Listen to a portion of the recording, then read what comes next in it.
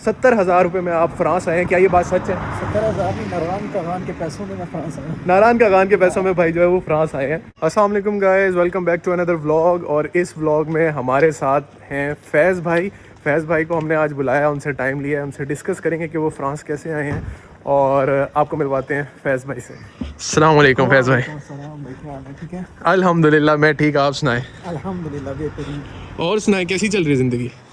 मुर्गा लेने जा रहे हैं, ऐसी चल रही है। मुर्गा लेने जा रहे हैं? हाँ, मुर्गा लेने जा रहे हैं। अच्छा, तो हम जा रहे हैं वैसे मुर्गा लेने, और मैंने आप लोगों के लिए भाई से टाइम लिया है कि भाई आपको बताएंगे भाई के बारे में। एक बात है भाई, आप ये बताएं कि 70,000 रुपये में आप फ्रांस आए हैं, क्या ये बात सच है? 70,000 नहीं, नारायण कागान के पैसों में मैं फ्रांस आया। नारायण कागान के पैसों में भाई जो है वो फ्रांस आए हैं। अच्छा, तो यार मुर्गा ले लिया अब हमने, और हम बैठ गए हैं एक शांत सी प्लेस पे ठीक है, और भाई हमारे साथ मौजूद हैं। तो अब इनसे जो है ना बाकी सवाल यहीं से कंटिन्यू करेंगे। अच्छा भाई, तो ये बताएं कि आपकी जो है पाकिस्तान आने से पहले सिचुएशन क्या थी? यार सिचुएशन तो यही थी कि HIT टेक्सला कैंट से, वहाँ से मैंने पहले मैट्रिक की, फिर उसके बाद वाह कैंट से मैंने FSC कंप्लीट की। अच्छा। उसके बाद मैंने 2020 के अंदर कॉमसेट्स में एडमिशन लिया था, अच्छा। कंप्यूटर साइंस के अंदर। और मेरी ग्रेजुएशन कंप्लीट हुई थी 2024 में। अच्छा, 2024 में आपकी हाँ, कंप्लीट हुई थी? जैसे ही कंप्लीट होती गई है, मेरे ख्याल में सितंबर में मुझे डिग्री मिली है। हाँ हाँ। और जुलाई के अंदर मैंने पासपोर्ट वगैरह सब कुछ बनवा लिया, अच्छा। और उसके बाद अप्लाई करना शुरू कर दिया। क्योंकि अच्छा। आपको पता है, जब अप्लाई करते हैं तो पासपोर्ट आपकी एक हाँ, बेसिक नीड है। बिल्कुल ऐसे ही मतलब है। आपने इंटरनेशनल जाना है तो आपका पासपोर्ट पहले तो जाहिर सी बात है होना हाँ। चाहिए। सही हो गया, सही हो गया। अच्छा, तो मेरा अगला सवाल आपसे ये है कि आपका हमेशा से अब्रॉड आके पढ़ने का प्लान था या आपने ये डिग्री के बाद सोचा था? यार, जो पाकिस्तान के हालात थे वो बैचलर के अंदर ही आपको पता है कैसे थे। हाँ जी। ठीक है, 2020 से 2024 जो गया वो तो कोरोना वायरस था। कोरोना हाँ वायरस के बाद बिल्कुल जो ऐसे ही हालात था, थे आधी वो तो यूनिवर्सिटी भी घर में ही गुजरी थी। ऐसा ही है। जो माइंड सेट था वो तो शुरू से ही था कि हाँ बाहर हाँ। आना है। अच्छा। और इसके लिए ये है कि आपको अपना GPA वो हाँ हाँ। हर सेमेस्टर मेंटेन करना अच्छा, आपका पड़ेगा। एजुकेशनल बैकग्राउंड क्या था? यार, एजुकेशनल बैकग्राउंड मेरा 1007 मार्क्स से मैट्रिक में। ओके। फिर उसके बाद FSC में कोरोना आ गया था। फर्स्ट ईयर में 300 समथिंग थे, सही क्योंकि सही। मैंने हॉकी वगैरह फुटबॉल में बहुत पार्टिसिपेट किया था। भाई हॉकी के बहुत बड़े खिलाड़ी थे। हाँ हाँ, नेशनल लेवल हम जीते थे। FG डिग्री कॉलेज की अच्छा तरफ से अच्छा, 2 साल सही। लगातार जीते थे हम ऑल ठीक है। पाकिस्तान। ओके। और उसके बाद कोरोना की वजह से सेकंड ईयर के पेपर नहीं दिए। अच्छा। तो मेरे ख्याल में 841 है या 847 मार्क्स ओके। है FSC में। सही सही। और बैचलर के अंदर मेरी कंप्यूटर साइंस में 3.38 से GPA है। नाइस, ये तो बहुत अच्छी सीजीपीए है। ये आपको आहिस्ता आहिस्ता राज समझ आएगा और कि 70,000 रुपये का वजह क्या थी। और दूसरी चीज़ ये 3.38 से GPA का मतलब ये है कि हमारे कॉमसेट का जो परसेंटेज है वो 80। अच्छा, कॉमसेट से पढ़े हैं आप भी? जी, 80% पे आपका 3.38 होता है। लेकिन अच्छा। जो बाकी यूनिवर्सिटीज़ हैं उनका मैंने देखा है कि 80% पे 3.67 होता है। हाँ जी, बिल्कुल ऐसे ही। कॉमसेट्स की सीजीपी जो है ना, इस लिहाज से जो है वो बहुत कम काउंट होती है। अगर हमारी 2.9 समथिंग है सीजीपीए, तो जो बाकी यूनिवर्सिटीज की कंसीडर होगी उनकी 3.5 होगी उस हिसाब से। तो परसेंटेज के लिहाज से हमारी इतनी सीजीपीए भी काफ़ी ज़्यादा काउंट होती है। और एक और चीज़, ये भाई वेरिफिकेशन से जस्ट करें, ये खुद कॉमसेट से पढ़े होंगे। हाँ जी बिल्कुल ऐसे ही है। अच्छा, फिर उसके बाद आपकी सीजीपीए ये थी, तो फिर आपने 3.38 थी। उसके बाद मैंने अप्लाई शुरू किया। अप्लाई करते वक्त फ्रांस का कोई नहीं था दिमाग में। वैसे ये बताएं, आप पाकिस्तान से कहाँ से हैं? टेक्सला कैंट। अच्छा, तो अगला मेरा मेजर सवाल आपसे ये है कि जो आपने फ्रांस का प्रोसेस करवाया वो किससे करवाया? यार, प्रोसेस तो एडमिशन वगैरह खुद ही अप्लाई किया था सारा कुछ। ठीक है। लेकिन उसके बाद जो मेन चीज़ें होती हैं, बैंक स्टेटमेंट होती है, आपको इन्फॉर्मेशन चाहिए, वीजा प्रोसेस होता है, एप्लीकेशन प्रोसेस होता है, वीजा प्रोसेस होता है। अब्रॉड है एक, अच्छा। उससे इन्फॉर्मेशन ली, उन्होंने मेरी काफ़ी हेल्प की, गाइड अच्छा। किया। तो गाइडेंस वगैरह ली, लेकिन प्रोसेस वगैरह सारा जो मेन जो बैंक स्टेटमेंट होती है वो मेरे भाई ने मैनेज की। अच्छा। तो भाई का मेरे का बहुत बड़ा किरदार है। अभी जहाँ ठीक पे है। मैं हूँ बैठा हुआ हूँ, वो मैं अपने भाई का बहुत ही बड़ा शुक्रगुजार हूँ कि अच्छा, माशाल्लाह माशाल्लाह। अगला सवाल मेरा आपसे ये है कि आप इस टाइम कौन सी यूनिवर्सिटी में पढ़ रहे हैं, किस शहर में, और जो कोर्स आप पढ़ रहे हैं वो आपने क्यों चूज किया था और वो कौन सा कोर्स है? यार, मेरा बैकग्राउंड कंप्यूटर साइंस से है। अच्छा। तो मैंने कंप्यूटर साइंस में ही अप्लाई किया था। सही सही। तो अभी यूनिवर्सिटी दे पो एडिपेस लेदोस, अच्छा। फ्रेंच में तो यही नाम है, और इंग्लिश में यूनिवर्सिटी ऑफ पाओ एंड डोर रीजन। ओके। मेरा कैंपस इंग्लैंड में है। अच्छा। और आपका तो कैंपस बायोन में हाँ है। जी, मेरा कैंपस तो बायोन में। मतलब 3 किलोमीटर का फर्क है दोनों में। हाँ जी, आपस बिल्कुल में। ऐसे ही है। तो ये छोटे छोटे शहर हैं, इंग्लैंड, बायोन और बियारिट्ज। बियारिट्ज। तो ये छोटे शहर हैं, लेकिन यहाँ पे टूरिस्ट इतना है कि आपको पार्ट टाइम जॉब का मतलब प्रॉब्लम नहीं होने वाला। बिल्कुल। अब जो है यहाँ बैठे बैठे बारिश स्टार्ट हो गई है, मौसम बड़ा प्यारा हो गया है, ये आप देख सकते हैं बारिश हो रही है। और इसी के साथ अगला सवाल भाई से पूछते हैं कि आपकी यूनिवर्सिटी की फीस कितनी थी, आपने स्कॉलरशिप में अप्लाई किया था या नहीं किया था, और अगर किया था तो कैसे किया था, और कितनी स्कॉलरशिप आपको मिली है? यार इसके सवाल का जवाब यही है कि मेरा तो टारगेट ये था कि मतलब कम यूनिवर्सिटी जो है कम फीस वाली यूनिवर्सिटी में एडमिशन हो या स्कॉलरशिप में हो। यूनिवर्सिटी ऑफ पाओ का सीन ये था, जब ऑफर लेटर आया तो पहला क्वेश्चन ये था बड़े भाई का फीस क्या है। हाँ। तो मैंने उस टाइम जब फीस देखी थी वो 849 समथिंग इस तरह थी। अच्छा। मतलब 4000 के लगभग थी। ठीक है। 4000 यूरो थी। मैंने भाई को बोला ये फीस है। ठीक है। तो भाई कहते हैं एडमिशन लेटर जो है वो डाउनलोड करो, देखो क्या हिसाब किताब। अच्छा। मैंने कंफर्म किया एडमिशन और उसके बाद डाउनलोड किया। ठीक है। जैसे ही डाउनलोड किया उसमें एग्जाम्पशन लगी हुई थी। ओके। और 3849 फॉर एग्जांपल 4000 यूरो फीस थी, तो एग्जाम्पशन कितनी लगी? एग्जाम्पशन लगी हुई थी कि कमेटी ने ये डिसाइड किया कि जो आपका बैच आ रहा है उसमें हम आपको 250 यूरो 250 यूरो फीस थी आपकी। मतलब आप नारायण काकान के पैसों में आप फ्रांस आ जाएं। और मजे की बात ये है कि ये वो 250 यूरो वो भी पाकिस्तान से पे नहीं किया इन्होंने, वो यहाँ आके पे किए हैं। अगली बात सुने तो वो पैसे तो अभी लगे नहीं, तो 70,000 कहाँ लगे जिसमें ये यहाँ पहुंचे हैं, वो भी बताएंगे आपको। यार वो तो फ्लाइट है। हाँ, 70,000 रुपए फ्लाइट में लगे हैं। फ्लाइट में सीन ये है कि मैंने कराची से की थी, कराची से वो फ्रांस आने की 70,000 की थी। और वो भी भाई ने वहाँ पैसे कैसे बचाए हैं कि उन्होंने 4 महीने पहले फ्लाइट बुक की है, तो उसमें भी पैसे बचाए कि वो 70,000 रुपए की हुई है, और कराची से की है क्योंकि वहाँ से और सस्ती हुई है। तो ये सारे सीन में भाई हम तो भाई के साथ वैसे ही बड़ा शुगर लगाते हैं कि 70,000 में तुम यहाँ पे आए हो, हम लोगों ने पता नहीं कितना पैसा दिया। सबसे इम्पोर्टेंट चीज ये कि जो अभी अगर व्लॉग सुनेंगे ये वाला, तो आप लोग ना ट्राई करना ये वाला काम। क्योंकि अभी इन्होंने पाकिस्तान वालों ने ये कर दिया, जो फर्स्ट टाइम बाहर आ रहा है उसको अपने ही एरिया के एयरपोर्ट से आना पड़ेगा। हाँ जी, ये काम अब जरूरी है। इस्लामाबाद से मतलब जाना था, लेकिन कराची से गया, फ्लाइट सस्ती कराची से। ठीक ठीक। तो अब आप लोग ये नहीं कर सकते। अच्छा, तो अब इसके अलावा स्टूडेंट को एक और चीज में मदद चाहिए होती है कि आपके मेजर एक्सपेंसेस क्या थे फ्लाइट के अलावा? यार फ्लाइट के अलावा आपका एक्सपेंसेस मतलब 1 लाख के करीब आपकी शॉपिंग होती है। अच्छा, ठीक है। बर्तन वगैरह आपने सब नहीं लेने होते हैं, वो आपकी चॉइस है कि लो या ना लो, इधर आके लेने हैं या नहीं लेने, वो आपके वेट पे डिपेंड करता है। ठीक है। तो आपकी यहाँ के वेदर के हिसाब से आपके जो है क्लॉथ होने चाहिए, कपड़े होने चाहिए, पैंट शर्ट शूज वगैरह 2-3 जोड़े। इसमें साथ ही मैं बता दूं कि फ्रांस आते वक्त मसाले लाना बहुत जरूरी है, उसके बगैर आपकी जिंदगी बिल्कुल फीकी है और ना होने के बराबर है। भाई मसालों की आप बात कर रहे हैं, मेरा अगर 25 kg वेट था, उसमें से 12.5 kg जो है ना वो मसाले थे।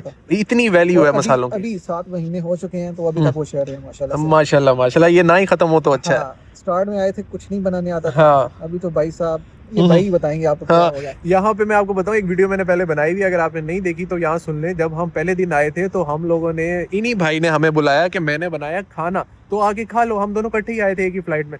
तो भाई ने खाना क्या बनाया था, भाई ने बॉइल्ड चावल किए थे।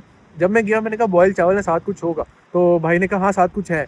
तो भाई जाके जो है चाट मसाला ले आए हैं, और चाट मसाला इन्होंने डाला बॉइल्ड चावलों के ऊपर, और हमने वो वाले चावल खाए हैं। और वहाँ पे बस क्या ही बताऊं क्या हालात थे।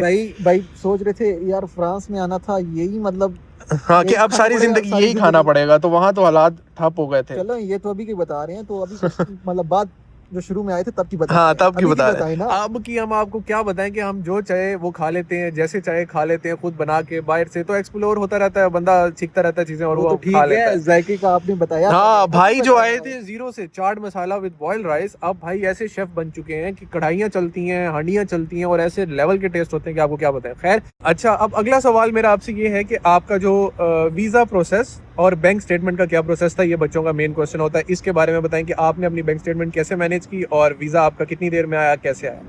यार वीजा सबसे पहली जो इम्पोर्टेंट चीज होती है वीजा का जब सवाल, बिल्कुल सबसे मेन और इम्पोर्टेंट चीज होती है आपकी एक फाइल, और उस फाइल के अंदर आपकी बैंक स्टेटमेंट। ठीक है। क्योंकि वो 6 मंथ की होनी चाहिए। 6 मंथ का मतलब ये है प्रॉपर मैच्योर होनी चाहिए। अब बैंक स्टेटमेंट की डेफिनेशन क्या है ये अवाम को पता ही नहीं है। ठीक है। अब आवाम क्या करती है, लोन लिया, रखवा लिया, होल्ड किया 6 मंथ, और ये बैंक स्टेटमेंट होगी, उनकी नजर में यही है। लेकिन बैंक स्टेटमेंट की डेफिनेशन ये है आपके जो स्पॉन्सर हैं उनकी प्रॉपर हर मंथ की स्टेबल इनकम हो। बिल्कुल, हर मंथ उनकी एक प्रॉपर इनकम आ रही हो। हाँ जी, ठीक है। और दूसरा ये कि उस इनकम से आपके घर में यूज हो रहे हैं, हाँ, मतलब ट्रांजैक्शंस आपकी लगातार हो रही हैं। अब जब जिस वक्त हम बना रहे थे स्टेटमेंट्स, हाँ जी, तो हमारे एक कजन ही है जिनका स्टोर है प्रॉपर, ठीक है, अगर हम उनसे दही भी लेने जाते थे तो वो भी ऑनलाइन मतलब ऐप के थ्रू उनको ट्रांसफर ठीक है, करते थे। हमारी मतलब बहुत ट्रांजैक्शन हुई हैं, हद से ज्यादा ट्रांजैक्शन ठीक हुई है, हैं, तो हमने खुला यूज किया ठीक पैसा। है, मतलब अब लेट्स अज्यूम 5 लाख डलवा रहे हैं, उसमें से मंथली जो हमारा घर का एक्सपेंस वगैरह है, एग्जांपल दे ठीक रहा है, हूँ, इतना है नहीं हाँ वैसे, जी, 1 लाख है, ठीक हाँ, है, तो वो लग जाता था 1 लाख उसमें ठीक से। है, फिर हर मंथ इसी तरह हम डलवाते थे। एट द एंड मेरे ख्याल में मेरी जो बैंक स्टेटमेंट थी वो 4 मंथ की थी, ठीक है, तो उसमें जो लास्ट वाला मंथ था मई वाला, यकम मई को मेरे भाई ने गाड़ी सेल की। ठीक है, फिर गाड़ी के पैसे हमने डलवाए कोई ठीक है, 4 या 5 मई को, ठीक है, और 20 एक दिन उसको होल्ड किए, ठीक बाकी है, ट्रांजेक्शन उसी तरह होती थी नॉर्मल जो सही, यूज वाली है। ठीक है, फिर जिस दिन निकलवानी थी बैंक स्टेटमेंट, उससे एक दिन पहले हमने कोई 1 लाख डलवाया या 1.5 लाख ठीक है, डलवाया, तो मेरी कोई बैंक स्टेटमेंट थी 3 मिलियन की। अब उसके बाद मतलब मेच्योर का मतलब ही यही है कि आपके ट्रांजैक्शंस प्रॉपर हो, ठीक है, आपके स्पॉन्सर की प्रॉपर स्टेबल इनकम हो, ठीक है, और अगर आपने कोई सेल डीड लगानी है, जैसे हाँ मैंने जी, गाड़ी की लगाई, हाँ, गाड़ी की आपके पास प्रॉपर प्रूफ हो। ठीक है, अब मेरे पास गाड़ी के बाइक के गाड़ी जो उसने सेल की, हाँ जी, उसका कार्ड था प्रॉपर, बाइक के नाम पे ठीक गाड़ी है, थी, वो मैंने लगाया। और हाँ, जो शोरूम से रिसिप्ट मिली है ठीक है, वो मैंने ओरिजिनल लगाई, ठीक है, और जिसको सेल की उसका CNIC लगा के, और ठीक है, ये जो थी रिसिप्ट वो उर्दू में थी, ठीक है, उसको मैंने इंग्लिश में ट्रांसलेट किया, जिस तरह कवर लेटर लिखते हाँ जी, हाँ हैं जी, उसी तरह मैंने इंग्लिश में ट्रांसलेट करके, भाई ये वाला मॉडल है, ये वाली गाड़ी है, इतने की सेल हुई है, इसको मतलब बेची है, प्रॉपर आपने प्रॉपर उसका आपने, सेल हाँ डीड जो है बना के हाँ अटैच की थी साथ, हाँ, इंग्लिश में उसको कन्वर्ट ठीक है, करके अटैच कर दिया था। ये हो गया बैंक स्टेटमेंट। अब वीजा का प्रोसेस क्या था? वीजा का प्रोसेस यार मुझे याद है 21 मई या 19 मई, ठीक इन है, 2 डेट में से मैं एक दिन गया AEG ऑफिस। तो उनको मैंने बोला कि मुझे अपॉइंटमेंट चाहिए, उन्होंने बोला कि आपको अपॉइंटमेंट मिल रही है 29 मई की। ठीक है, अब 29 मई को अपॉइंटमेंट मैंने ली, और उस ड्यूरेशन के अंदर फाइल जो है आप कंप्लीट होनी चाहिए, मतलब ठीक उससे है, पहले कंप्लीट होनी ठीक चाहिए। है, जो हमने अटेस्टेशन वगैरह करवानी है वो तो अप्लाई करने से पहले ठीक ही है, आपको, मतलब आपको चाहिए कि आप कंप्लीट हो अटेस्टेशन, सही है, ताकि एट द एंड आपको रोले ना डले, ठीक है, क्योंकि अटेस्टेशन पे बहुत टाइम लगता है। सही, 29 मई को मेरे अपॉइंटमेंट थी, मैं ठीक है, एम्बेसी गया। एम्बेसी जाने के बाद हाँ, मेरा इंटरव्यू हुआ, ठीक है, क्योंकि मेरा कैंपस फ्रांस से नहीं हुआ अच्छा, था, तो एम्बेसी में हुआ। ये एम्बेसी मैं में हुआ बता था। दूं कि अगर आपका इंटरव्यू कैंपस फ्रांस में हो जाता है तो एम्बेसी में नहीं होता, और अगर एम्बेसी कैंपस फ्रांस में नहीं होता तो एम्बेसी में होता है। ये मेरा केस में ये था, मेरा कैंपस फ्रांस में इंटरव्यू हो गया था और एम्बेसी ने मेरा इंटरव्यू नहीं लिया था। भाई के केस में ये था कि उनका इंटरव्यू कैंपस फ्रांस में नहीं हुआ था और एम्बेसी ने लिया था। मेरा तो इस वजह से नहीं हुआ था क्योंकि जिस वक्त मेरा वैलिडेशन हो चुकी थी, NOC आ चुका हाँ था, जी, मैंने आपको बताया कि उस टाइम एडमिशन चाहते थे, ठीक ठीक ठीक, उन्होंने उनके इंटरव्यूज लेने थे ना कि हाँ जी। मेरे, तो मेरा इस वजह से एम्बेसी ने लिया अच्छा, था। फिर आपका वहाँ इंटरव्यू कैसे हुआ? इंटरव्यू क्या यार, क्वेश्चन है? जो बेसिक्स क्वेश्चन होते हैं, इंट्रोडक्शन होता है, स्पॉन्सर कौन है, ठीक है, आपका बैकग्राउंड क्या है, ठीक है, आपके कोर्स के नेम क्या है और उसमें सब्जेक्ट क्या है, मतलब बेसिक्स बस क्वेश्चन इतने ही सवाल थे। तो यार यहाँ ये बात नोट कर लो, आप इतना रोला डालते हो इसके ऊपर, बार बार पूछते हो कि क्या क्वेश्चन पूछे जाएंगे इंटरव्यू में, सिर्फ यही 4 सवाल हैं, इसके अलावा कुछ भी नहीं है। तो इतना कंफ्यूज होने की जरूरत नहीं है, बस ऑनेस्ट रहो, कॉन्फिडेंट रहो, और उसके बाद जो है इंटरव्यू हो जाएगा। ये तो बात भाई आपने एम्बेसी की बताई, हाँ एम्बेसी जी, का चिल सीन है, लेकिन कैंपस फ्रांस में बैठे होते हैं पाकिस्तानी। बिल्कुल ऐसे ही है, लेकिन यहाँ मैं साथ क्लियर कर दूं, मैंने कैंपस फ्रांस का दिया है, मुझे अच्छे से पता है। उन्होंने 4 सवाल पूछे थे और वही यही 4 सवाल थे, कोई ऐसा मुश्किल नहीं है, इसलिए चिल रहे हैं। हाँ, किसी किसी के साथ पंगे हो जाते हैं, अब वो आपकी किस्मत पे डिपेंड करता है कि आपका नसीब कैसा है। जी, मैंने आपकी फाइल देखी थी, मैंने आपको साथ करवाया था, हाँ, आपकी फाइल बिल्कुल सिंपल थी। हाँ जी, अवाम बनाती है कॉम्प्लिकेट फाइल, बिल्कुल ऐसे ही है। एक्सपीरियंस लेटर चिपका हाँ, है, फेक चिपका है, हाँ जिससे जी, उनको शक हो जाए ना, बिल्कुल ऐसे ही वो है, फिर आपको रगड़ देते हैं। बिल्कुल है, वो मीटर उनका घूम जाता है। मैंने एक नाम सुना है, यासिर खटक शायद, हाँ हाँ, वो तो भाई साहब ना पूछें, बड़ी गालियां पड़ती हैं उनको, अब मैं अच्छा क्या ही अच्छा, कहूँ। यासिर खटक साहब, अगर आप ये वीडियो देख रहे हैं तो भाई थोड़ा हल्का हाथ रखा करें, हमारे बच्चे बाहर आना चाहते हैं, कोई उनकी जिंदगी संवर जाएगी, उनको बाहर आने दें। तो अच्छा, मेरा अगला सवाल आपसे ये है कि चैलेंजेस कोई आपको आए थे और रियलिटी चेक क्या है? यार रियलिटी चेक ये है कि हर किसी का वीजा नहीं लगता। वीजा एक नॉर्मल हाँ, चीज है, लेकिन बैंक स्टेटमेंट के टाइम बिल्कुल हर कोई आपको पैसे नहीं देता, ऐसे ही है, क्योंकि इतनी बड़ी अमाउंट है तो वो अरेंज करना आपके लिए एक टाइम पे इम्पॉसिबल सी हो जाती है। मतलब अजाब हो जाता है। हाँ जी, मतलब वो एक जो मेन टेंशन होती है बैंक स्टेटमेंट की होती है। हाँ जी, बिल्कुल ऐसे ही है। तो बस अल्लाह पाक ने सबब बनाए, हाँ जी, हमारी गाड़ी थी 1 साल पूरा, मतलब शोरूम में खड़ी बिल्कुल, रही है, सेल नहीं हुई। हाँ जी, आइन उस टाइम पे सेल हुई जिस टाइम मेरी बैंक स्टेटमेंट बनी थी। मतलब सबब अल्लाह पाक बनाने वाले हैं, आपने आना तो ऑटोमेटिकली हाँ आप जी, चीजें जो है खुद ब खुद होती जाएंगी। बिल्कुल, ये सबब अल्लाह ही बनाता है, और हमारे केस में भी ऐसे ही था। मेरे पास सिर्फ 10 लाख कम हो रहे थे स्टेटमेंट में, और हमने सोचा कि यार चलो किसी रिश्तेदार से मांग के देख लेते हैं। मांगा, जलील हो गए। खैर मैं क्या बताऊं कि भाई किसी से अल्लाह ना करे कि आपको कभी मांगने की ज़रूरत पड़े, आपके पास खुद ही हो जाए और अल्लाह आपके सबब बना दे किसी से बगैर मांगे, तो मांगा ही ना करो यार। खास तौर पे रिश्तेदारों से इनसे मांगनी नहीं चाहिए, इस काबिल ही नहीं है। ये तो मैंने अपना बताया, आपका हाँ। सिनेरियो सेम ही था। हाँ जी। आपकी गाड़ी सेल नहीं हो रही थी। हाँ जी, मेरी ऐसा भी ही? गाड़ी सेल नहीं हो रही थी। तो फिर मतलब आइन उस वक्त सेल हुई जिस वक्त आपको चाहिए थे। हाँ जी, बिल्कुल उसी वक्त सेल हुई। बस ये देखिए, ये अल्लाह ने आप सबब बनाया। बनाने वाले हैं। बिल्कुल ऐसी। अच्छा, मेरा अगला सवाल ये है कि जॉब की मार्केट कैसी है फ्रांस में? इसका जवाब यही है कि ये डिपेंड करता है city to city. City to city, आपकी हाँ, सिटी में? ये वेरी करता है, सिटी टू सिटी वेरी करता है। और जिस सिटी में मैं हूँ यहाँ पे टूरिस्ट है। यहाँ पे स्पेन के कितने दिन बाद जॉब मिली थी आपको यहाँ लैंड करके? सेकंड वीक में मैंने जॉब स्टार्ट कर दी थी। माशाल्लाह माशाल्लाह, बस किस्मत हो तो ऐसी। हमारे जो सीनियर्स थे उन्होंने यही बताया कि 2 मंथ का आप खर्चा लेके आओ। बिल्कुल ऐसे ही है। और होता भी इसी तरह है। अगर आप किसी और सिटी में हैं, आपको फ्रेंच नहीं बड़े आती, सिटी में है, पेरिस में है, तो वहाँ अपॉर्चुनिटीज आपको मैं भी उतने हिसाब से आपको मैं एग्जांपल देता हूँ कि ये तो अब बायोन है, स्पेन के साथ है। यहाँ पे स्पेनिश भी बोली जाती है। बायोन देख लो यार कितना प्यारा है। स्पेनिश भी बोली जाती है, ठीक है, फ्रेंच भी बोली जाती है, इंग्लिश को आती है। हाँ, मतलब इतना होता है कि कन्वर्सेशन हो जाती है। कन्वर्सेशन हो जाती है, समझ लेते हैं हमारी बात। लेकिन हमारे एक सीनियर है अबू बकर भाई। अच्छा। वो थे ताब्स में। ठीक है। उनका भी मेरे कोर्स में एडमिशन हुआ था, लेकिन उनका रोबोटिक था। ठीक है। तो उनका कैंपस ताब्स में था। ठीक है। वहाँ पे जो रिटायर ऑफिसर्स होते हैं उनकी कॉलोनी थी। ठीक है। मतलब वो मेजोरिटी उधर रहते थे। ठीक है। वहाँ पे टोटली फ्रेंच था। ठीक है। फ्रेंच के बगैर आपको जॉब मिलती ही नहीं है। और वो उनका फर्स्ट सेमेस्टर उधर ही गुजरा है बगैर जॉब के, मतलब 5-6 मंथ। उनको फिर सेकंड जो उनका था सेमेस्टर, उनको इंटर्नशिप चाहिए थी। यहाँ पे एस्टिया यूनिवर्सिटी है। हाँ जी। वहाँ पे उनका हुआ इंटर्नशिप। तो यहाँ पे उन्होंने आके जॉब स्टार्ट की। ठीक है। तो ये वेरी करता है, ये डिपेंड करता है सिटी टू सिटी पे। और मैं बार बार यही कहता हूँ कि पेरिस का अपने ज़हन से निकाल दो। अगर फ्रांस आने का प्रोग्राम बना रहे हो ठीक है, अगर और कोई ऑप्शन नहीं मिल रहा फिर पेरिस जाओ। लेकिन अगर आपके पास और ऑप्शन है, लेकिन फिर पेरिस ना जाओ, क्योंकि जितनी वहाँ पे अपॉर्चुनिटीज रहेगी वो यूके वाला हिसाब है। वहाँ पे हर बड़ी मची हुई है, लोगों को नहीं टाइमली जॉब मिलती। तो अब जो है अगला सवाल मेरा आपसे ये है कि जो फ्रांस आने का अपना प्रोसेस कर रहे हैं उनको आप कोई एडवाइस देना चाहेंगे? यार कंसल्टेंट से आप बच के रहें। बिल्कुल ऐसे ही है। मेरी सिनेरियो में यही था कि मैंने आपको बताया कि मैंने गाइडेंस ली, हेल्प ली, मतलब इन्फॉर्मेशन वगैरह सब कुछ लिया। ठीक है। प्रोसेस मैंने खुद ही किया। ठीक। एडवाइस क्या रहेगी आपको आने वालों को? कंसल्टेंट से बच के रहें और इसके अलावा कंसल्टेंट से बच के रहें, बैंक स्टेटमेंट मैच्योर करें। हाँ जी। और एक एडवाइस मेरी तरफ से कि जो है अपने प्रोसेस टाइमली लेके चलें चीज़ों को। अपना एडमिशन जो अप्लाई करेंगे उसको टाइम से करें। उसके बाद जैसे जैसे होता रहे हर चीज़ टाइम पे करें। ये पूरे साल का प्रोसेस होगा, लेकिन जब एक दफ़ा हो गया तो भाई आप 70,000 रुपये में फ्रांस आ सकते हो। दूसरी चीज़ ये कि आप पहले ही लिस्ट बना लें, कौन सी डायरेक्ट है, कौन सी डेडलाइन, हाँ जी, कौन सी कैंपस फ्रांस के थ्रू होगी, और कौन सी कैंपस फ्रांस के थ्रू होगी, और कौन सी कब ओपन हो रही है। ठीक है। जैसे ही ओपन होती जाए उसी दिन सुबह आपने अप्लाई करना है। क्योंकि आपको मैंने बता दिया सीट्स कम होती हैं, 5-5, 10-10 हज़ार बच्चा अप्लाई करता है। बिल्कुल ऐसे ही है। तो आप मुझे ये बताएं कि आपने 1 साल गुजार लिया, आपका मास्टर्स यहाँ ऑलमोस्ट कंप्लीटेड है, तो आप बच्चों को क्या कहेंगे? फ्रांस आना चाहिए या नहीं आना चाहिए? ऑब्वियसली आना चाहिए। ठीक है। अभी भाई साल तो नहीं हुआ। हाँ, ऑलमोस्ट 7 महीने हुए हैं, 8वां महीना अभी मैंने जाना। हाँ जी।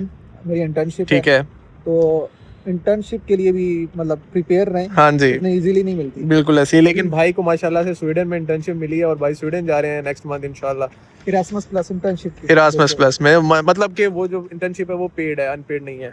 हाँ, वो आपको पेड ही होगी। अगर अनपेड है तो आप इरास्मस प्लस इंटर्नशिप जो है यूनिवर्सिटी की तरफ से अप्लाई करते हैं, वो आपको मिल जाता है। ठीक है। मेरा लास्ट क्वेश्चन आपसे ये है कि जिस तरह आप 70,000 रुपये में फ्रांस आए हैं, कोई और बच्चा भी अगर चाहे तो वो क्या 70,000 रुपये में फ्रांस आ सकता है या नहीं आ सकता? बिल्कुल आ सकता है। मेरे पेरिस में हैं लड़के जानने वाले, पेरिस सिकले थी या पेरिस साइड थी, इस तरह कुछ। यूनिवर्सिटी ऑफ लील भी है, वो भी देती है। मतलब 250 उनकी फीस। हाँ थी। जी। उन्होंने फ्लाइट्स मतलब मेरी तरह 70,000 वाली हाँ। उन्होंने अपनी कंफर्टेबल देखी। ठीक है। मैंने बजट देखना था, लेकिन वो आए हैं। हाँ यार, यहाँ पे आपको काफ़ी सारी इन्फॉर्मेशन इस व्लॉग में मिली हुई होंगी। और जो पिछला था हसीब के साथ मेरा, वो भी आपने देखा होगा, उसमें भी काफ़ी इन्फॉर्मेशन थी। भाई की स्टोरी आपने सुनी, मेरी तो आप देखते ही रहते हैं। तो हम दोनों आपको यही रिकमेंड करेंगे कि यार फ्रांस आओ, इतना कोई मुश्किल सीन नहीं है। जब अगर सोच ही लिया है कि आना है तो फ्रेंच लैंग्वेज पे वर्क करो, स्टार्ट करो, उसको सीखना शुरू करो और कुछ ना कुछ सीख के आओ बेसिक से। तो सब कुछ हो जाता है, पैसों की टेंशन नहीं लेनी, जॉब भी मिल जाती है, हर चीज हो जाती है, सारा अल्लाह की गेम है, अल्लाह ही करता है। और उसके बाद आप एंजॉय भी करते हो और सारा हो जाती है, इटली जाते हैं, पाकिस्तान जाते हैं, अभी स्वीडन जा रहे हैं। तो हमने एक साल में वो कर लिया है जो कई लोग नहीं कर पाते, यूके जाके नहीं कर पाते। करेक्शन 7 महीनों में, सॉरी 7 महीनों में। तो ये सीन है सारा। यहाँ पे इस व्लॉग को एंड करते हैं, मिलते हैं अगले व्लॉग में। हमारे साथ जुड़े रहिए और चैनल को सब्सक्राइब करना ना भूलिए। अल्लाह हाफिज।